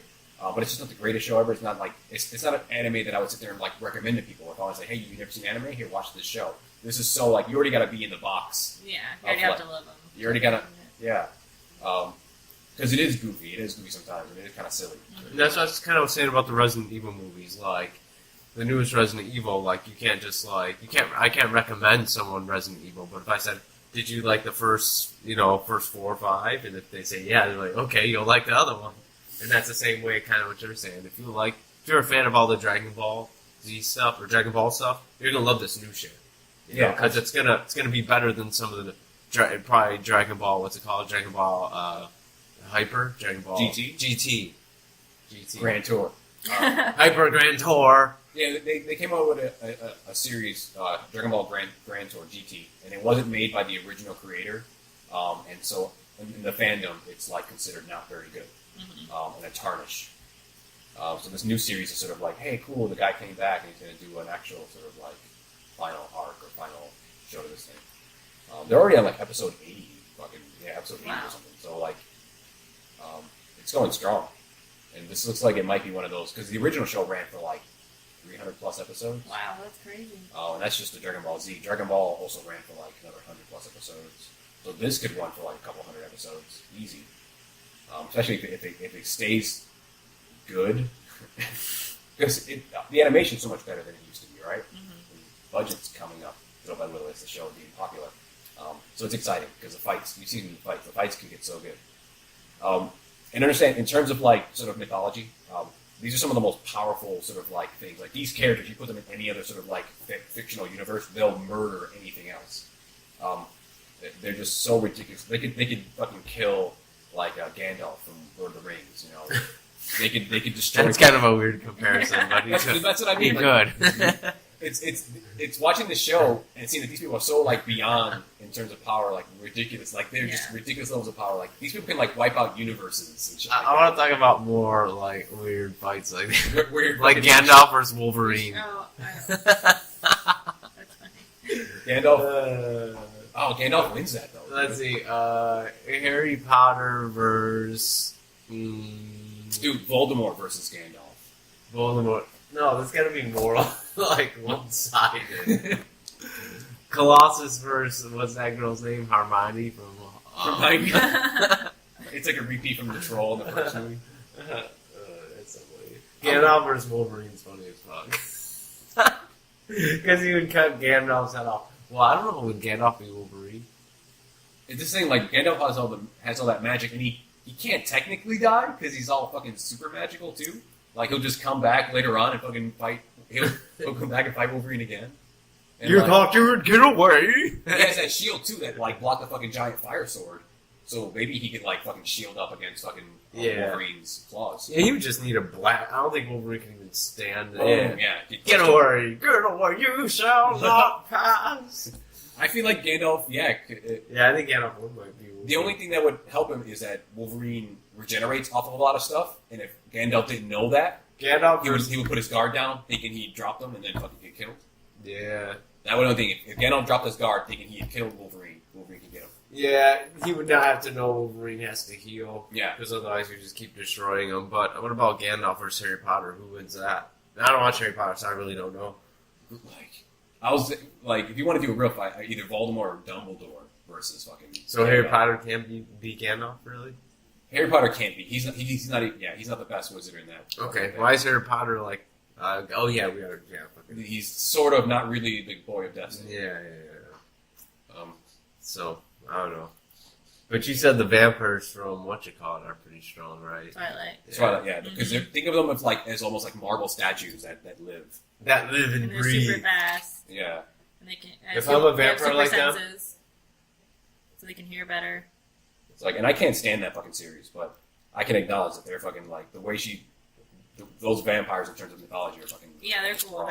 They're well, good. anyone can just create some over fucking powerful shit, but it's cool to be creative. It's made of marble. I can say it would be like it's made of the iron, gold, steel. Well, she doesn't say they're made of marble, but like sort of how they break apart, how they shine in the light is like sort of like a really shiny. When you eat them, do they taste like Pringles or do they taste like more like Ruffles? Like probably Ruffles Or Doritos, maybe. Sour cream and onion Ruffles. Sour cream and onion Ruffles. No, cheddar and sour cream. Sorry, that's the best one. There's only 3 kinds of chips in the world that are good, and that's sour cream, cheese and sour cream Ruffles. That's like regular nacho Doritos. Okay. And there's fucking chili cheese Fritos. Okay, I'm gonna have to tell you that you're missing one. You're missing salt and vinegar. Ooh. Like you can't say salt and vinegar chips. Salt and vinegar chips is like one of the kind. Like my theory would have to be like just salt and vinegar, and then just which brand? What brand salt and I vinegar? don't think it really matters. But I'll just put vinegar on my finger, salt and vinegar on my finger, and like that shit. That sounds really not good for you at all. No, that's okay. So what are your 3? Well, you gotta have I guess sour cream and onion, I guess, then salt and vinegar, and then any form of maybe regular or cheddar something. Pretty much a combination of that. Sour cream and onion and salt and vinegar, and then either regular salted chips or just Doritos. Your top 3 chips? Yeah, I would say yeah. Mine are more of a flavor than a brand. Mine are spicy Cheetos, the hot Cheetos. Those are number 1. I like Fritos, so onion flavored. the Fritos. Oh yeah, Funyuns. Or Funyuns, yeah. Yeah, those are good. Funyuns, and then what's a third good chip? Doritos. I really like a Cool Ranch Dorito. Probably my third. Yeah, see, that's what I'm saying. Doritos are really good. So any sort of that's the thing. It's just regular chips are really good. It's regular chips, sour cream and onion, salt and vinegar are 3 basic chips that I like. So I feel like I need 4. All right, and that's been our review for chips. Let's just put this transcript on Yelp, and it'll be good to go. On Yelp. This is my number 1 chip flavor company brand. So, do you have another one? I mean, I could talk about fucking Dragon Ball Z all day. But I could talk about anime all day. That's cool. I think it's cool that you recently got into anime. Yeah, I do. I like it, but the problem is, it was fun. It was fun watching him first get into anime because it's fun watching after I've set you free and you can pick whatever you want. The things that you pick, I'm always when he found it was a couple that he found. I was oh cool. now it's on my radar. Yeah, it's fun. It's fun to find them and be like, yo, Ruben, look what you showed me. Now let me show you a little something. Let me show you a cool one. Yeah. That's interesting. it's hard to like break through this stereotype of anime that like you always had. You just gotta look at the pictures and look at the animation and just hope that. For me, I go off animation, not entirely, but because story is a big thing. But animation does help. If you're first getting into anime, a good thing to get into is like enjoy the artwork. So if you can enjoy the artwork, it can help with sometimes a really mediocre story. Just, I guess, more depths to choosing what animes you like is part of artwork and story.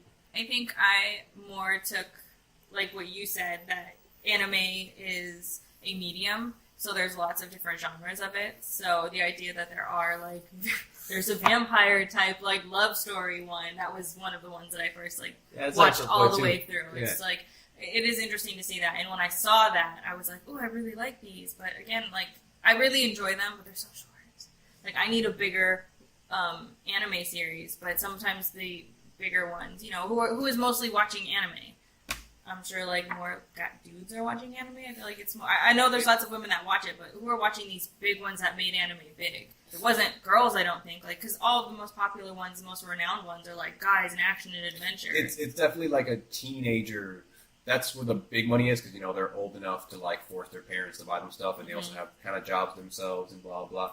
So they're the biggest market for a lot of this stuff. The thing is, like... It is pretty split down the middle. There's plenty of stuff for chicks. Anime is a very weird thing because, like, it's both, like, wildly, like, feminist and very sexist all at the same time. I liken anime a lot to video games. Like, yes, there's, like, 50% of the market is video games, but, like, that, I feel like the average girl you're, like, talking to on the street isn't playing Call of Duty. They're not playing, like, video games. You know what I mean? And that's how I view anime, where... They're like, because it's different mediums, that they just find the drama medium that they like, and they'll just watch those. But some of the most, like, Akira is one that I've heard a lot of people who watch anime, like, have these renowned ones that are really big through the anime community. And I wouldn't say that those are, like, catered to women. Those are kind of, like, more actiony, right? Because you guys, I guess you're talking about, not like... action, but just specific movie. Yeah, like specifically Akira, though. Yeah. Specifically Akira is much more of, like, It's just more of a big Hollywood type movie. It's like anyone can relate to this big movie. I can understand anything like something like Naruto. Like, Naruto is sort of like built for like teenage boys. It's a teenage boys action show. It's one of the biggest animes out there. And I guess that's what I've grown up hearing, right? That one, and then isn't Dragon Ball Z? It's kind of, it's like, again, sort of like one teenage. Of those, yeah. And so it's the same stigma that games have, that it's a teenage boys sort of like hobby, and that girls aren't really in it. I think the same truth is there too, that like there are so many more girls that are in it, and they're part of it. You go to a convention, there's a lot of fucking girls there. Mm-hmm. It's mostly girls there, and they're not all just there to dress up. They love anime. Mm-hmm. Yeah, I've met fucking the craziest because there's so many animes. There's animes specifically targeted towards the Sailor Moon. You know what I mean? Like there's lots even of, better. And it's these women, that, these girls or whatever, can relate to what it's directed towards boys or guys or whatever. So, and that's what we were like saying earlier. It's just like, I can understand women seeing it as like certain things sexist because it's like directed towards for boys and it's all over the place. Yeah. So, you know, I can understand the problem, but they have to understand that, okay, well, why is it like that? Then they have to understand why it is and go like, okay, well, that makes sense. Well, and I don't think really anybody who's really into anime complains. Right. Because they see it. Right. Because like, there's what they're called, like reverse harems, where it's like the story of the anime is about a girl who's being sort of like constantly sort of hit on by a bunch of different dudes, and like she has to sort of like pick, like, man, who do I like? And they're all trying to get at her, and it's versus like the ones that are like it's a single dude and it's a whole bunch of chicks who are trying to get at him, and it's a show about like, and it's like a more sitcom-y. It's sort of funny the foibles you get into when this shit happens. And both these shows exist, and both these shows have huge markets and shit like that. And that seems to be, anime seems to be so much freer than most other mediums in terms of telling all these different kinds of stories and being happy to gender swap stuff and give everybody their thing to sort of relate to. There's crazy stories where, like, you know, dudes get, like, robot butlers who they fall in love with and shit like that. Yeah, and that's the one thing about anime that, because I'm still not 100% in it, but I'm like, trying to like it, but there's so much of it, but it's also very, like, weird. Like, some things are just too weird that I don't buy it. I'm sorry, it's too cheesy. And that's what I'm saying, like, when you're first getting into anime, like, it helps to, like, when you're judging one, to look at the art, because I feel like from the artwork, you can kind of understand, like, An atmosphere. yeah. So it's just, if you look at the animation, you see it's dark. It's just like, if this is supposed to be a dark one, they're really portraying out. If it's like real sunny, and that's why sometimes it's real cool to get one that's not going to be dark. And it's not going to be dark, and not know where they just decapitate someone, and they show their headline on the ground, and you're like, oh, shit. So that's even kind of scary, because, like, that takes you out of your element. That's a funny point about the animation, that, like, I like animes that sort of play with expectations like that, where they people who know enough about anime and stuff like that, like, yeah, this is a very sort of, like, standard TV show style animation, but this is a very good, dark story. Yeah. One I would say is, like, Full Metal Alchemist. Full Metal Alchemist is one that, like, has a very sort of standard animation for its time, but it evolved into a very sort of deep and dark story about the human condition. Interesting. Very good show. Full Metal Alchemist. There's a show and there's a reboot show. So there's two different things. There's one called Full Metal Alchemist and one is Full Metal Alchemist Brotherhood. Watch either one. You really can. I prefer the original. See, the one thing I do like about anime is magic. I have yet to find like a really good. I feel like they do all kinds of like fight scenes, and they want to do real cool fight. But I want to see some magic scenes. Modica Magica. You would love it. Okay. It's about witches. Write it down. Modica Magica. I think it's 13 episodes or something like that. It's a pretty short show. Fuck that. Watch Fate. Fate Zero. No, that's too much fighting. I think this has like legit like fucking. Yeah, I want spell magic. battles. I don't want swords. I want you to fight with your Witch Hunter magic. Robin is another one. Because I think that's what anime can do, things that cannot be done anywhere else. Like if you try to accomplish some of the things that anime is accomplishing in the worlds that they're building, it's just gonna come off so fake. The magic, particularly, you can't have like a really cool magic spell fight. Like it's not gonna look as pretty. It's not gonna look as great. You can't have. I mean, now it's getting a little bit better, the graphics, but that takes so much money. So I would argue they can do so much more. The one that really sold me on how you can pull it off in live action is the fight between Dumbledore and Voldemort in Harry Potter. The only fight in the entire fucking series that I thought was fucking creative and wonderful. I thought it was the best fucking fight in the whole series. Because almost every other fight is just them lobbing energy things at each other. And then the little energy lock that Voldemort and Harry always do. I thought all that stuff was like, when you see it the first time, you see like when they're a little kid and they're doing like they're just doing like little spells and they're learning how to fucking duel with each other. I understood why it's just like little energy balls they throw at each other. When I saw that fight between Voldemort and Dumbledore, and they're like making snakes out of fire, and he's fucking pulling tornado waters and fucking snuggling the snake, and I'm like, what is it? And he's like breaking glass and fucking controlling it and shit. I'm like, this is a real magic fucking fight. Yeah. Why isn't the entire fucking series these kinds of fights? Yeah. That takes a lot of money. It takes a lot of money, but man, would that fucking pull in money? Because that's just exciting as shit. Yeah, it really would. But the first anime I had ever watched was The Waterbender, Avatar. Okay. The anime version, not the new Steven Spielberg movie. Good, and there's a debatable thing of whether that's anime or not. Yeah, no, there really is, but I would consider anime in just the sense of all the animes that I've kind of seen are just, they're so malleable in what is an anime, I guess, that I don't see why it wouldn't be considered anime. But anyways, I'm just on the surface of this world, so I don't really know. No, it's a debate. I have a hardline position on like it has to be made in Asia. What'd you think really? of that though? It has to be made by Japanese people. Yeah.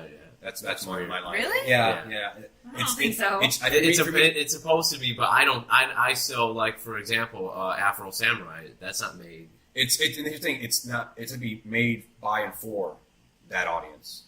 So for me, that's where my line is. And so Avatar, I think, was made in like not Vietnam. I think Korea and something like that. It's made by a Korean production company, but it was made for Nickelodeon for the American audience, and later went to like Japan and all this stuff. So it's not, anime is a thing created in Japan.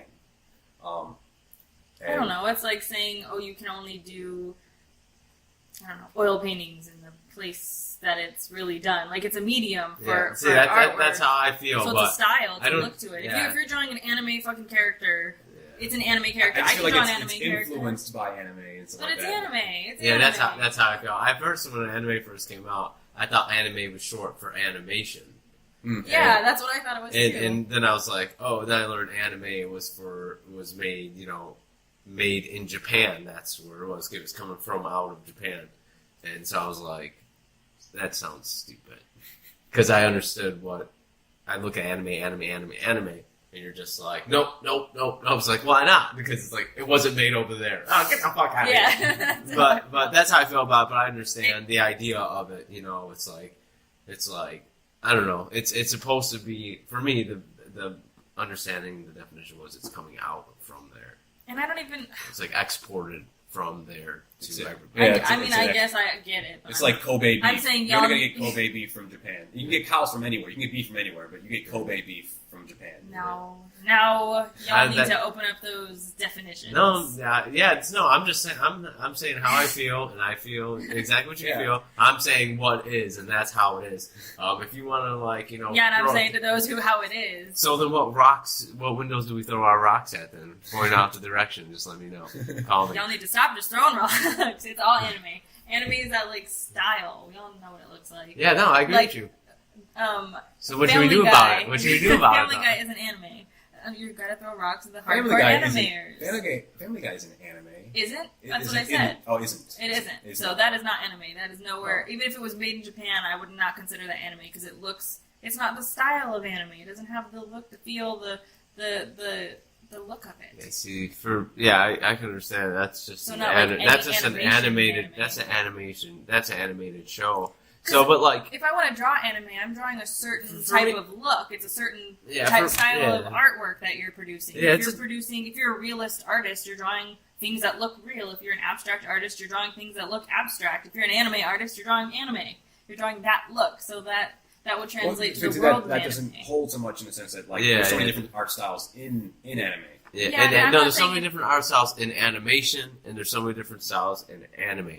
And see, for me, it's just like, it's not like saying this is what this is and this is what this is not. I think it's a gray, very gray. Yeah, so I think it's more or less like we can all point out and just try to agree, you know, what is anime, and say, instead of saying what it is, we can determine what is and what is not.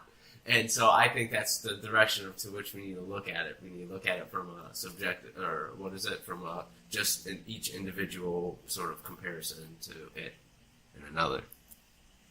And absolutely. If it looks Asian-y.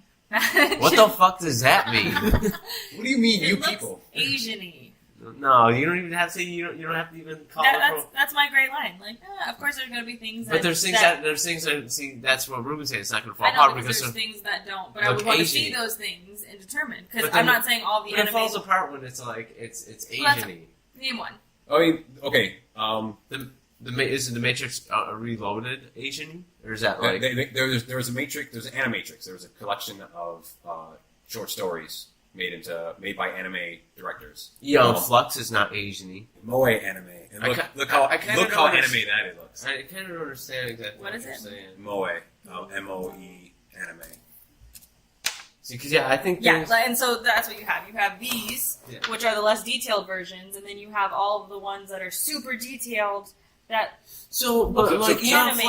Flux looks like extremely not this, is what I'm saying. No, and I'm agreeing with you. I'm saying that there's a spectrum. There's these ones that look Asian-y, and then there's the other ones that are anime that have the same look to them of now pull up super detailed. X-Men animated. No, pull up a medium one. Pull up the one I like where the girl's riding on the bike. Kino. Gunslayer? No, Kino. Do Kino's Journey. K-I-N-O. Actually, the funny Gunslinger, not Gunslinger Girl. Is it Gunslinger Girl? Yeah, this is probably medium. This is probably a little bit more into... Yeah, it's more detailed, and it still has its anime-y look to it. Yeah, so now you can go do the one you were talking about, see if it goes into some more realistic... I was going to say X-Men. X-Men, yeah, do X-Men. Is X-Men an anime? No, it's like do a full-on American show, or Batman, or do... Yeah, see, that's totally different. See, that looks anime, though. I don't know, we're going to see this. But that's different. This is X-Men? Does that look anime to you? No. That looks like a cartoon. Yes. Yeah. Like, that's Asian, for sure. That looks anime. Yeah, anime, I guess is what I mean. That looks American. That's American. I'd call that a cartoon. See, I agree with everything, but it's... that looks like a cartoon. That looks a cartoon, yeah. See, that's the thing. That's why I agree with you 100%. That's why I view anime more as a style, because it looks more But it doesn't like have a to be style. Asian, though. No, and I'm not... Let's just stop looking around. What? How much stuff? I gotta eat. I'm gonna go get some pizza. Wait, I have one more Okay. that I'm sure will ruffle y'all's feathers. Do it. Okay, so I found this BuzzFeed article. It was kind of funny. In a not funny way. Okay. So it's on BuzzFeed and it's entitled 26 Facts About Straight People That Are Completely and Totally True. You guys ready? Oh man. Okay. I secretly like the cock. Uh, Wow. The first thing you need to know about straight people is that they are some of the most stylish people ever met. There's that one. They look good. When they look good, they really look good. I'm not going to read what he said, though. What did he say? He said Okay, I guess I'll read it. I swear when I dress up, girls get wet and ovaries explode. Okay, so he's trying. I walked into a restaurant today and all the women stared and their jaws dropped and I was so uncomfortable. I was just like, I'm not here, I'm scared. I'm scared to dress up now. There's a picture. Okay, number 3. You guys, look how adorable this straight family is. The Patrick Harrises are skating. It's kind of a funny t-shirt, though. It is. Straight people are natural wordsmiths. Lock eyes with you as you inhale your vaginal aroma, screenshotting this message to laugh with friends. With irresistible charm. How do you do, ma'am? Do you like dick or not? They tell it like it is. Guess what we just did? Straight people are among the most creative people out there. Yell out here doing the absolute most for wedding pics, says the Gay Burn book. The most impressive talents including blowing up your Facebook feed with engagement photos, procreating, and being loud at otherwise quiet bars. That shit is fucking gross. For straight people, family comes first. I love you, baby. You are more than just my fiance. You are my best friend, cousin, and lover. Look at her big ass head. She could like Cousin and lover. Oh shit, I missed that. They ask all the right questions. HSBC now says, we're sharing Jennifer's inspiring love story this Valentine's Day, so watch this space. And then Vegan Megan says, why is she holding her bridesmaid? Where's her husband? 11, they're clean. Me, she's coming over, I should shower and shave. Also me. She gonna suck whatever you pulled out them boxers. Sink, wash your meat. That's his light and dark side. Yeah. But let me tell you, if you have so far, they will be the first right up there to smell it. So weird. Straight people are inquisitive. Does it take 18 months for twins to be born or 9? They're always making up names for things. I find that really endearing. What's wrong with true love? Heterosexuals can have sex, but I can't have sex with my son. Wait, homosensuals. Oh, homosensuals, I'm sorry. Homosensuals. Where's the equality? I mean, she really is making that argument. She's really making the slippery slope of if gay people can bang each other, why can't I bang my son? Yeah, she really is. It's like, it's over here and the other one's over here. 15, they are willing to take chances, venture into parts unknown, and really get into their work. American student gets stuck inside huge vagina.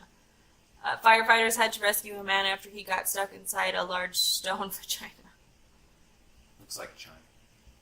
Straight people are romantics.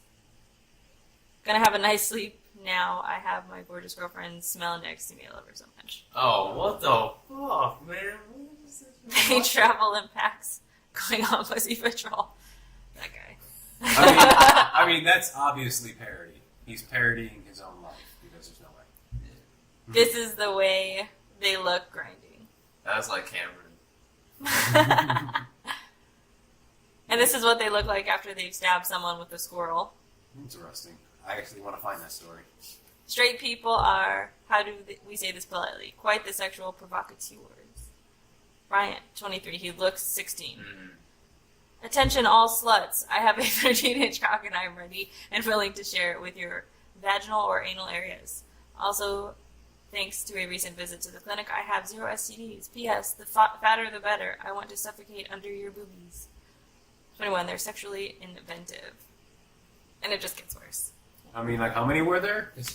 Yeah, I was wondering that same thing myself. Oh, you said, like, there was 13? 26. Yeah, fuck that shit. Wow. Fuck BuzzFeed. That's crazy if that's real. No, I think it's real. Like, who is BuzzFeed? What articles do they run?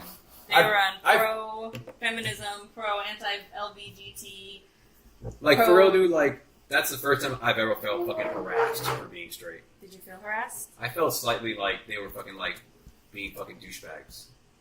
Do you think that, or are you parroting your own feelings? No, there's a small part of me that feels like that was mean-spirited in a lot of ways. Yeah, I think so too. That was quite mean-spirited. And I never feel that way about fucking shit like that. So, let's see what the comments say. So the comments to the article say, so this is an entire article saying that straight people are jackasses. I'm confused. With all of the divisiveness going on, aren't we supposed to be promoting unity these days?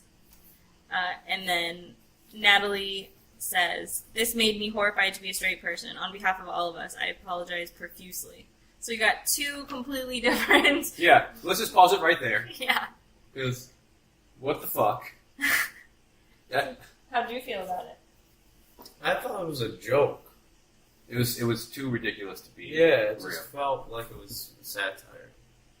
I felt like, yeah, it's even if it was meant to be funny, it was pointlessly sort of like mean-spirited, so you can only go like, it's stupid. That's the thing that I feel about it, because if we did like, and I've seen them do this, and they do this with the BuzzFeed videos, right, where they do like 25 questions men have for women, right, and those questions are really kind of lighthearted, but then you have the ones where they're doing like the 25 questions women have for men, and then they're more like, how do you feel about your patriarchy? It's just like, whoa, you're turning something that's supposed to be really lighthearted into. So is that it for? How much time we got? What time is it? No time.